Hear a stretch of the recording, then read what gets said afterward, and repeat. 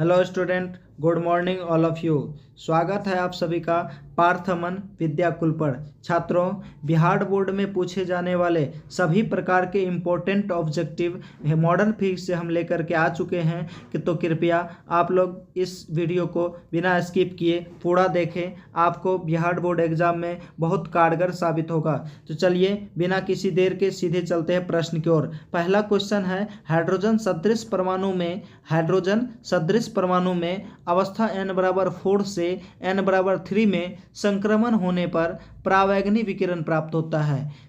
अवस्था n=4 से n=3 में संक्रमण होने पर परावैंगनी विकिरण प्राप्त होता है। वह संक्रमण जिससे अवरक्त विकिरण प्राप्त होगा, वह संक्रमण जिससे कौन सा विकिरण प्राप्त होगा? अवरक्त विकिरण। छात्रों, आप मॉडर्न फिजिक्स का 20वां चैप्टर पढ़े होंगे, परमाणु संरचना और हाइड्रोजन स्पेक्ट्रम। उसमें पढ़े होंगे कि जब हाइड्रोजन सदृश परमाणु के नाभिक के चारों ओर गतिशील इलेक्ट्रॉन किसी उच्च ऊर्जा स्तर से निम्न ऊर्जा स्तर में प्रवेश करती है तो उसी इलेक्ट्रॉन के ऊर्जा का कुछ भाग विकिरण के रूप में प्राप्त हो जाती है, और उत्सर्जित विकिरण को जब किसी प्रिज्म से होकर गुजारते हैं तो परते पर एक रंगीन पट्टी प्राप्त होती है जिसे हम हाइड्रोजन स्पेक्ट्रम कहते हैं। परंतु आपने यह भी पढ़ा होगा कि जब इलेक्ट्रॉन किसी दूसरे ऑर्बिट से पहले ऑर्बिट में जाती है, दूसरे ऑर्बिट से किस ऑर्बिट में? पहले ऑर्बिट में जाती है, तो लाइमन श्रेणी प्राप्त होता है। क्या प्राप्त होता है? लाइमन श्रेणी प्राप्त होता है। और जब तीसरे ऑर्बिट से दूसरे ऑर्बिट में जाता है तो बामर श्रेणी प्राप्त होता है। क्या प्राप्त होता है?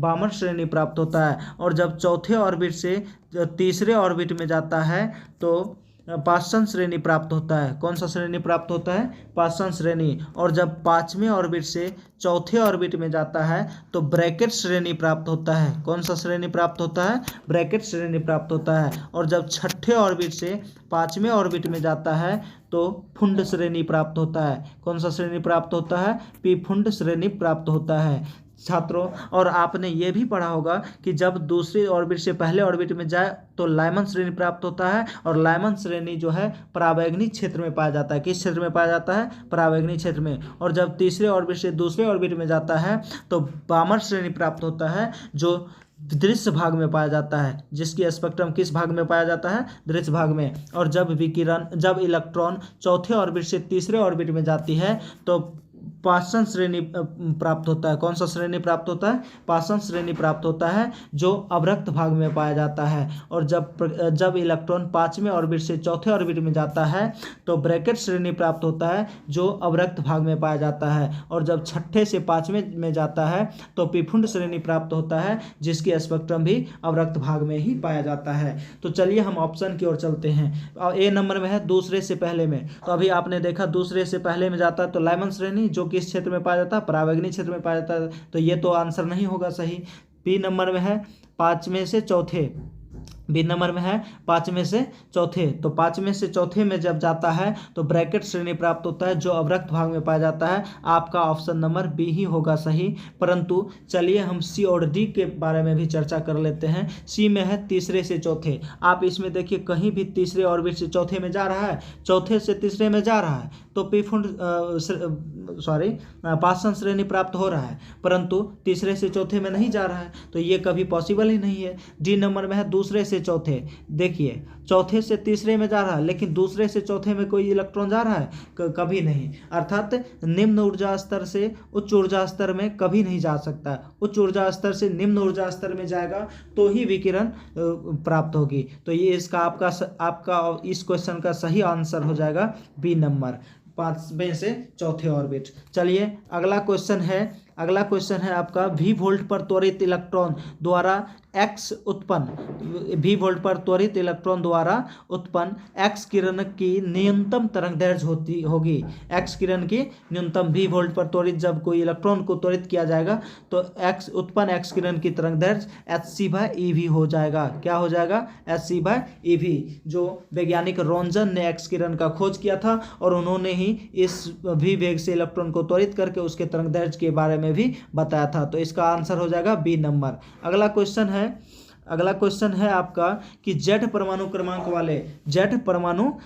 वाले परमाणु की किसी दी गई कक्षा में इलेक्ट्रॉन की ऊर्जा होती है। तो छात्रों, इलेक्ट्रॉन की ऊर्जा होती है, ये बोर्ड का कॉन्सेप्ट है और बोर्ड वैज्ञानिक बताया था कि nवां कक्षा में इलेक्ट्रॉन की ऊर्जा जो होती है वो होती है mz²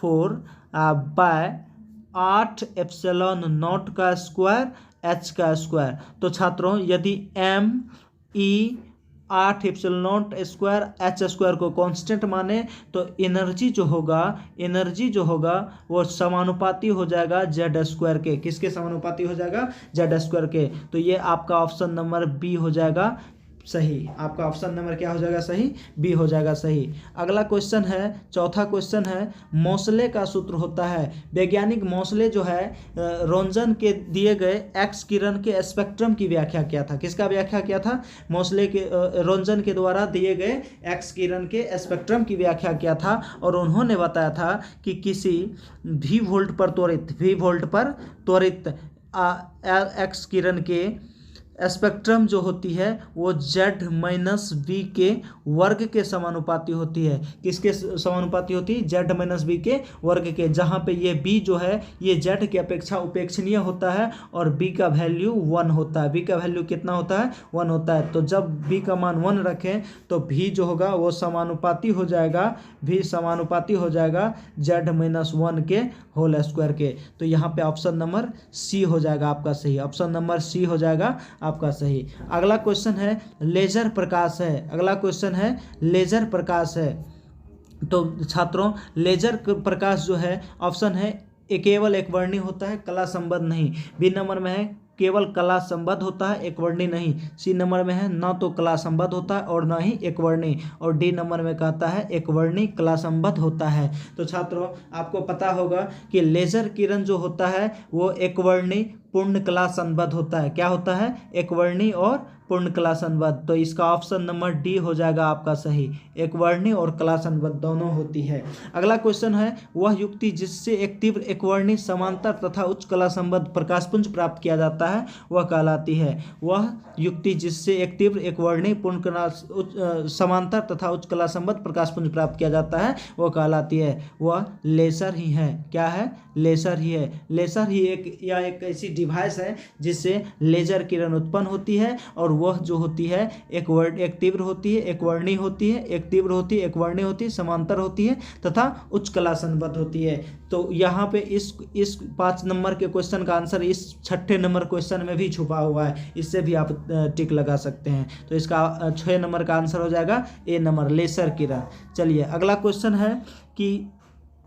क्वेश्चन है नाभिक की त्रिज्या की कोटि होती है। नाभिक की त्रिज्या की कोटि होती है। ए नंबर में है 10 पर पावर -14, बी नंबर में है 10 पर पावर -15, सी नंबर में 10 पर पावर -16, डी नंबर में 10 पर पावर -18। तो छात्रों, आपको बता दें नाभिक का खोज सबसे पहले वैज्ञानिक रदरफोर्ड किया था अल्फा प्रकीर्णन करके, और उन्होंने ही बताया था कि उसकी त्रिज्या की कोटि होती है 10 पर पावर -15 मीटर। 10 पर power -15 metre. Option number B हो जाएगा आपका सही। उसके बाद 8 नंबर में है रदरफोर्ड अल्फा कण प्रकीर्णन, जिसके बारे में अभी हम 7 नंबर में बात किए हैं कि रदरफोर्ड के अल्फा कण प्रकीर्णन प्रयोग में जिस बल के कारण अल्फा कण प्रकीर्णित होती है वह बल है। तो छात्रों देखिए, वैज्ञानिक रदरफोर्ड जो है स्वर्ण के एक पतले से पन्नी लिए थे और वो पन्नी पर अल्फा कण को आपतित करवाया था। किसको आपतित करवाया था? अल्फा कण को बमबारी करवाया था। अल्फा कण का बमबारी करवाया था। तो उन्होंने देखा कि उस नाभिक में कुछ ही जगह ऐसे होते हैं, नाभिक के केंद्र में कुछ ही स्थान ऐसे होते हैं जिसमें अल्फा कण जो है 90 डिग्री से भी अधिक कोण पर विक्षेपित हो जाती है। 90 डिग्री से भी अधिक कोण पर क्या हो जाती है? प्रकीर्णित हो जाती है। परंतु शेष भाग से अल्फा कण जो है इस तरह से प्रकीर्णित होती है। जो आप देख रहे होंगे इस तरह से प्रकीर्णित हो जाती है। अर्थात ये दीर्घ परवलयाकार, किस परवलयाकार? अति परवलयाकार पथ पर यह प्रकीर्णित हो जाती है। और ये प्रकीर्णन जो है विद्युत बल के कारण होता है। किसके कारण होता है? विद्युत बल के कारण होता है। तो इसका ऑप्शन हो जाएगा ए नंबर में है गुरुत्वीय बल, बी नंबर में है कूलम बल, सी में है चुंबकीय बल, डी में है नाभिकीय बल। तो छात्रों, आपको पता होगा कि कूलम ही वो वैज्ञानिक है जिन्होंने विद्युत बल के बारे में नियम दिया था। किसके बारे में नियम दिया था? विद्युत बल के बारे में नियम दिया था। तो इसका ऑप्शन हो जाएगा आपका बी नंबर सही, कूलम बल। क्या हो जाएगा? कूलम बल हो जाएगा सही। चलिए अगला क्वेश्चन है, प्रकीर्णित अल्फा कण का गमन पथ होता है। अभी जस्ट बताया कि अल्फा कण अति परवलयाकार पथ पर प्रकीर्णित होता है। किस पथ पर प्रकीर्णित होता है? अति परवलयाकार पथ पर प्रकीर्णित होता है। तो इसका ऑप्शन नंबर डी हो जाएगा। 10 नंबर का क्वेश्चन है, एक्स किरण के गुण वैसे ही हैं जैसे। तो छात्रों आपको बता दें कि एक्स किरण जो है वह एक अनावेशित किरण होते हैं, उदासीन किरण होते हैं, जिसका सीधा समानुपाती सीधा गुण मैच करता है गामा कण से। किससे? गामा कण से मैच करता है। अर्थात अल्फा कण धनायन कण है, बीटा कण ऋणायन कण है और कैथोड किरण खुद धनायन कण है, परंतु गामा ही किरण ऐसा है जो उदासीन होता है। किसके तरह? तो एक्स के तरह। तो इसका ऑप्शन नंबर सी हो जाएगा। अगला क्वेश्चन है एक्स किरण की तरंगदैर्घ्य का क्रम होता है। तो छात्रों आपको पता होगा एक्स किरण की तरंगदैर्घ्य 100 एंगस्ट्रॉन से 1 एंगस्ट्रॉन के बीच होता है। 100 एंगस्ट्रॉन से 1 एंगस्ट्रॉन के बीच होता है। तो ए नंबर में 1 सेंटीमीटर, बी में है 1 मिलीमीटर, सी नंबर में 1 माइक्रोन और डी नंबर में 1 एंगस्ट्रॉन। तो ऑप्शन नंबर डी हो जाएगा सही, 1 एंगस्ट्रॉन। 11 का ऑप्शन नंबर डी हो जाएगा सही, 1 एंगस्ट्रॉन। अगला क्वेश्चन है कि हाइड्रोजन परमाणु में निम्न ऊर्जा स्तर में इलेक्ट्रॉन को कोणीय संवेग, इलेक्ट्रॉन का कोणीय संवेग होता है। हाइड्रोजन परमाणु में निम्न ऊर्जा स्तर में इलेक्ट्रॉन का कोणीय संवेग होता है। तो छात्रों आपको पता होगा कि वैज्ञानिक बोर्ड बताया था कि हाइड्रोजन परमाणु के नाभिक के चारों ओर, किसी परमाणु के नाभिक के चारों ओर इलेक्ट्रॉन केवल उसी कक्षा में गमन करती है जिसकी कोणीय संवेग h/2π होती है। जिसकी कोणीय संवेग कितनी होती है? h/2π होती है। अगला नंबर क्वेश्चन है, हाइड्रोजन परमाणु में r त्रिज्या की कक्षी में इलेक्ट्रॉन की गतिज ऊर्जा। हाइड्रोजन परमाणु में r त्रिज्या की कक्षी में इलेक्ट्रॉन की गतिज ऊर्जा होती है 1/4πε0 e²/2r। 1/4πε0 e²/2r। Option number B हो जाएगा सही। अगला क्वेश्चन है, जब एक्स किरण एक समान प्रबल चुंबकीय क्षेत्र से गुजरती है। जब एक्स किरण एक समान प्रबल चुंबकीय क्षेत्र से गुजरती है। तो छात्रों आपको पता होगा, अभी जस्ट बताया कि एक्स किरण एक न्यूट्रल है, ये विद्युत क्षेत्र से गुजरे या चुंबकीय क्षेत्र से गुजरे अपने पथ से विक्षेपित बिल्कुल नहीं होती है। तो ऑप्शन नंबर डी हो जाएगा इसका सही आंसर। क्या इसका सही आंसर क्या हो जाएगा? Option number D. अगला क्वेश्चन है, निम्न में से सर्वाधिक भेदकता वाली एक्स किरण की तरंगदैर्घ्य। छात्रों आपको पता होगा, आप पढ़े होंगे कि जिस एक्स किरण की तरंगदैर्घ्य जितनी कम होगी उसकी भेदकता क्षमता उतनी अधिक होगी। ऑप्शन देखिए, 2 एंगस्ट्रॉन, 4 एंगस्ट्रॉन, 6 एंगस्ट्रॉन और 8 एंगस्ट्रॉन। तो ऑप्शन हो जाएगा ए नंबर सही, 2 एंगस्ट्रॉन वाली एक्स किरण जो होगी उसकी भेदकता क्षमता सबसे अधिक होगी। अगला नंबर का क्वेश्चन है, 16 नंबर का क्वेश्चन है कि हाइड्रोजन स्पेक्ट्रम में जब संक्रमण किसी उच्च कक्षा से दूसरी कक्षा में होती है तो प्राप्त। तो देखो, जब तीसरे कक्षा से दूसरा में जाएगा तो बामर श्रेणी प्राप्त होगा। कौन सा श्रेणी प्राप्त होगा? बामर श्रेणी। अभी तुरंत हम ऊपर में बताए थे डिटेल में। चलिए अगला क्वेश्चन है, हाइड्रोजन स्पेक्ट्रम की कौन सी श्रेणी दृश्य भाग में पड़ती है? तो दृश्य भाग में बामर ही है जो पड़ती है, अभी हम जस्ट बताए हैं।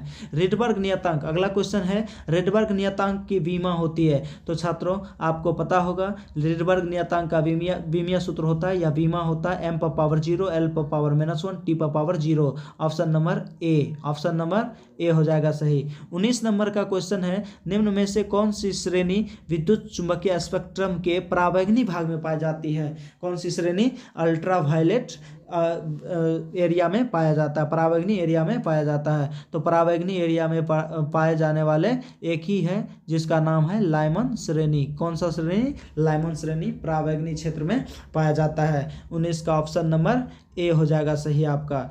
20 नंबर का क्वेश्चन है, रदरफोर्ड का प्रकीर्णन प्रयोग निम्न में से किसका अस्तित्व सिद्ध करता है? तो छात्रों अभी जस्ट हमने बताया था कि वैज्ञानिक रदरफोर्ड ही है जिन्होंने धनावेशित नाभिक का खोज किया था। किसका खोज किया था? धनावेशित नाभिक का खोज किया था। तो रदरफोर्ड जो है धनावेशित नाभिक का, रदरफोर्ड का प्रयोग किसका खोज करता है? धनावेशित नाभिक का खोज करता है। 21 नंबर का क्वेश्चन है, हाइड्रोजन के लिए बोर की अस्थायी कक्षा की त्रिज्या r है। हाइड्रोजन के लिए बोर की अस्थायी कक्षा की त्रिज्या क्या है? स्मॉल r है। बोर की द्वितीय कक्षा की त्रिज्या 4r हो जाएगी। क्या हो जाएगी छात्रों? 4r हो जाएगी। अगला क्वेश्चन है, विद्युत चुंबकीय स्पेक्ट्रम के किस भाग में हाइड्रोजन की लाइमन श्रेणी पाई जाती है? विद्युत चुंबकीय स्पेक्ट्रम के किस भाग में लाइमन श्रेणी पाई जाती है? तो पहला है एक्स किरण, दूसरा है दृश्य, सी नंबर में है अवरक्त, तो और डी में है परावैंगनी। तो छात्रों यहाँ पे लाइमन श्रेणी का बात हो रहा है, और लाइमन श्रेणी ही ऐसा श्रेणी है जो अब परावैंगनी क्षेत्र में पाया जाता है। किस क्षेत्र में पाया जाता है? परावैंगनी क्षेत्र में पाया जाता है। तो इसका ऑप्शन नंबर डी हो जाएगा। 22 का ऑप्शन नंबर डी हो जाएगा आपका सही। 23 नंबर का क्वेश्चन है, एक्स किरण बनी है, ए नंबर में है धनावेशित कणों से, बी में है धनावेशित कणों से, एन में है ऋणावेशित कणों से, बी में है धनावेशित कणों से, सी में है विद्युत चुंबकीय विकिरण से, और डी में है न्यूट्रॉन की धारा से। इसका अभी हम जस्ट बताया कि एक्स किरण एक न्यूट्रल है, यह विद्युत चुंबकीय विकिरण से बना होता है। किससे बना होता है? विद्युत चुंबकीय विकिरण से। तो इसका आंसर हो जाएगा सी नंबर सही। इसका आप सही आंसर हो जाएगा सी नंबर। अगला क्वेश्चन है, हाइड्रोजन स्पेक्ट्रम की कौन सी श्रेणी अवरक्त भाग में नहीं पड़ती है? ऑप्शन है हम्फ्री श्रेणी, बी में है फुंड श्रेणी, सी में है ब्रैकेट श्रेणी, और डी में है लाइमन श्रेणी। तो डी में लाइमन श्रेणी ही है जो अवरक्त भाग में नहीं पड़ता, ये परावैंगनी भाग में पाया जाता है। अगला सबसे लास्ट क्वेश्चन है, किसी नमूना का परमाणु क्रमांक Z, किसी नमूना का परमाणु क्रमांक Z, नमूना मतलब तत्व। मान लो X कोई तत्व है जिसकी परमाणु क्रमांक क्या है? Z है, तथा द्रव्यमान संख्या A है, तो इसमें न्यूट्रॉन की संख्या, यदि X कोई तत्व हो जिसका परमाणु क्रमांक Z और परमाणु भार A हो, तो इसमें न्यूट्रॉन की संख्या होगी। इसमें किसकी संख्या? न्यूट्रॉन की संख्या होगी। तो इसमें न्यूट्रॉन की संख्या होगी, ए नंबर का ऑप्शन है ए, बी में है Z, सी में है A+Z, और डी में है A-Z। तो छात्रों इसका सही आंसर हो जाएगा ऑप्शन नंबर डी। क्या हो जाएगा? Option number D. यदि X कोई तत्व हो जिसका परमाणु क्रमांक Z और परमाणु भार A हो, तो उसमें न्यूट्रॉन की संख्या N की संख्या हो जाती है A-Z। क्या हो जाती है? A-Z। Option number D.